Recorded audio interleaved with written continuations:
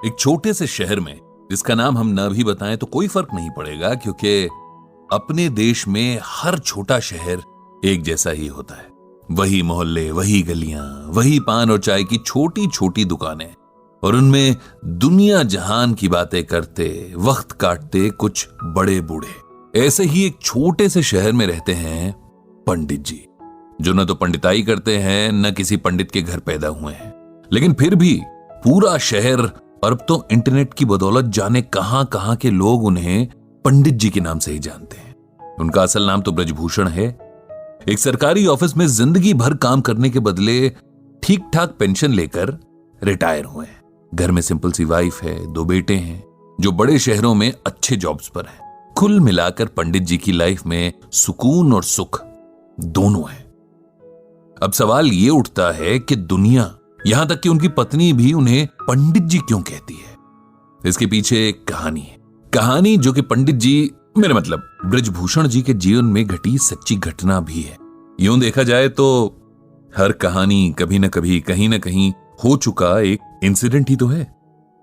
बात उस दौर की है जब हमारे देश में कंप्यूटर रेवोल्यूशन शुरू ही हुआ था। तमाम बड़े सरकारी ऑफिसेज में कंप्यूटर लगाए जा रहे थे और एम्प्लॉइज को उन्हें चलाना सिखाने के लिए ट्रेनिंग दी जा रही थी। ब्रजभूषण जी हमेशा से पढ़ने और नई चीजें सीखने के बड़े शौकीन थे। उन्होंने न सिर्फ लिटरेचर बल्कि रिलीजियस किताबें भी बड़े इंटरेस्ट से पढ़ी थी। बल्कि उनकी पत्नी के शब्दों में कहें तो रामायण और गीता तो वो घोट कर पी गए थे। अक्सर घर और ऑफिस की महफिलों में बहुत सुंदर शब्दों में रामचरितमानस की चौपाइयां और गीता के श्लोकों की बड़ी सिंपल और इजी एक्सप्लेनेशन देते थे। अब जब कंप्यूटर सीखने की बारी आई तो उन्होंने इसमें भी बड़े इंटरेस्ट के साथ पार्टिसिपेट किया, जबकि उनके साथ के बाकी लोग जाने क्यों बड़े बेमन से कतराते हुए ट्रेनिंग में हिस्सा ले रहे थे। उन्हें ट्रेनिंग देने वाली टीम कहीं बाहर से आई थी। 4 जवान लड़के जो शायद अभी अभी पढ़ाई पूरी करके निकले थे, इन्हें सिखा रहे थे।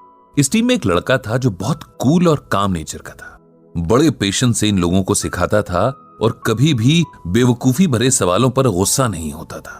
इस लड़के का नाम संदीप था। ब्रजभूषण जी को संदीप बहुत पसंद था। इधर कुछ दिनों से ब्रजभूषण जी देख रहे थे कि संदीप कुछ शांत सा रहने लगा था। उसके चेहरे पर हमेशा रहने वाली मुस्कान जैसे डिम सी पड़ गई थी। अक्सर कहीं खोया सा रहता और एक अजीब सी सैडनेस उसकी आंखों में बनी रहती। अब ब्रजभूषण जी एक्सपीरियंस्ड आदमी थे, जानते थे कि अगर इस एज में डिप्रेशन ने पकड़ लिया तो जिंदगी खराब कर देगा। इसीलिए उन्होंने संदीप से बात करने की सोची और एक दिन उसे डिनर पर घर बुलाया। संदीप आया और खाना खाने के बाद पंडित जी उसे साथ लेकर वॉक पर निकल गए। फिर बातों बातों में उसकी परेशानी का कारण पूछा, जिसे पहले तो वो टालता रहा, लेकिन फिर उसने अपनी परेशानी का रीजन बता ही दिया।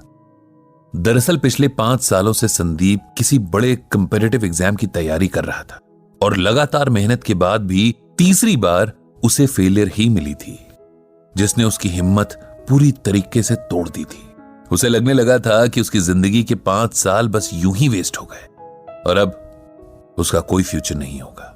इतनी मेहनत के बाद मिले फेलियर ने उसे चौथे और आखिरी मौके के लिए भी मायूस कर दिया था।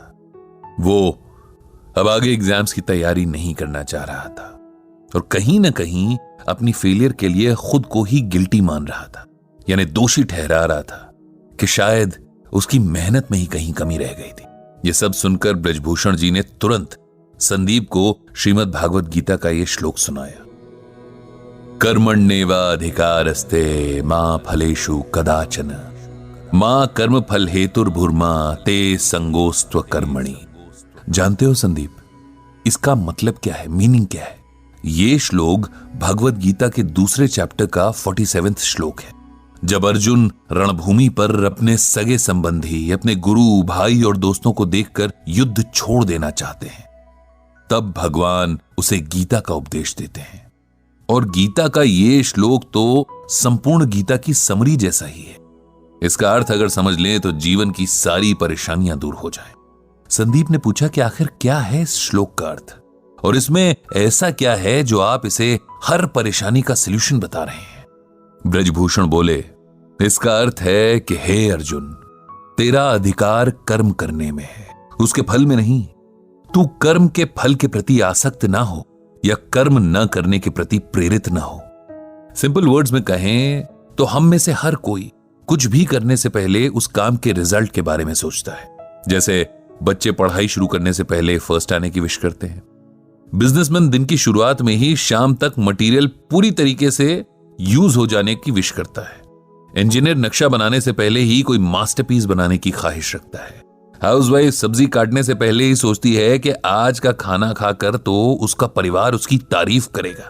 हर कोई अपने हर काम से अच्छे फल की उम्मीद करता है, जबकि हमारे हाथ में सिर्फ और सिर्फ अपना काम करना है। उसका रिजल्ट क्या मिलेगा, कैसा मिलेगा, कैसे मिलेगा, इस पर ना तो हमारा कोई कंट्रोल है और ना ही राइट। ये सुनकर संदीप बोला, अगर हम रिजल्ट की इच्छा ही नहीं रखेंगे तो उस काम के लिए मोटिवेशन क्या रह जाएगा? ऐसे तो हम कोई भी काम बस टाइम पास के लिए ही करेंगे, नहीं? ब्रजभूषण जी बोले, नहीं, इसका यह मतलब नहीं कि हम अपने काम में इंटरेस्ट ना लें या अपने एफर्ट्स में कमी करें। इसका मतलब यह है कि हम ये समझ लें कि हमारे कंट्रोल में सिर्फ हमारा काम है। उदाहरण के लिए एक बच्चे का काम पूरे साल भर अच्छे से पढ़ाई करना है, लेकिन परीक्षा का रिजल्ट और भी कई बातों पर डिपेंड करता है, जैसे कई बार कॉपी चेक करने वाले के मूड पर भी।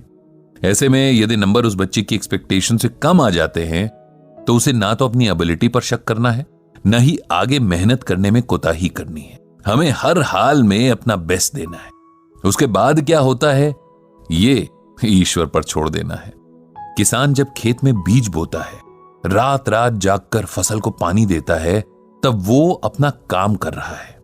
लेकिन अगर सूखा पड़ जाए या उसकी फसल को कोई बीमारी लग जाए, तब किसान को अपने आप को इसकी वजह नहीं समझना चाहिए, क्योंकि ये बात उसके कंट्रोल में नहीं थी। जीवन में बहुत कुछ ऐसा है जिस पर हमारा कोई वश नहीं है, लेकिन खुद पर और अपने कर्म पर हमारा पूरा वश है। इसीलिए उसमें कमी नहीं रहनी चाहिए। जब हम इस बात को समझ लेंगे तो जीवन की छोटी बड़ी बातों में हौसला नहीं हारेंगे, खुद पर विश्वास रखेंगे और हमेशा अपना सर्वश्रेष्ठ देने के लिए तैयार रहेंगे। ब्रजभूषण जी की बातों ने संदीप पर जादू जैसा असर किया। उसने मन ही मन एक बार फिर पूरा जोर लगाकर परीक्षा की तैयारी करने का फैसला कर लिया था। कुछ दिन बाद जब ब्रजभूषण जी के ऑफिस में कंप्यूटर ट्रेनिंग पूरी हुई और सिखाने वाली टीम को विदा किया जा रहा था, तब संदीप ने सबको इकट्ठा किया और कहा, हम सबको हमेशा कुछ न कुछ सीखने के लिए तैयार रहना चाहिए। टीचर कहीं भी किसी भी रूप में मिल सकते हैं और हो सकता है कोई ऐसा टीचर मिल जाए जो लाइफ के लिए आपका एटीट्यूड ही बदल दे। मुझे भी यहां एक गुरु मिले जिन्हें जीवन का बहुत एक्सपीरियंस है और इस अनुभव को बांटना भी आता है। ये गुरु हैं ब्रजभूषण जी, जिन्हें मैं आज से पंडित जी कहकर पुकारूंगा, क्योंकि पंडित का अर्थ होता है ज्ञानी, ज्ञान देने वाला। साथ ही गुरु दक्षिणा में मैंने उनके लिए एक ब्लॉग तैयार किया है जिसका नाम रखा है गीता ज्ञान।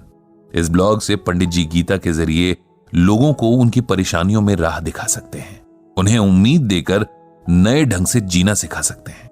इस तरह उस दिन से ब्रजभूषण जी का नाम पंडित जी पड़ गया और उनका गीता ज्ञान ब्लॉग एक जरिया बन गया जहां लोग अपनी परेशानियां पंडित जी को लिखकर गीता के जरिए उनका सलूशन पा सकते थे। और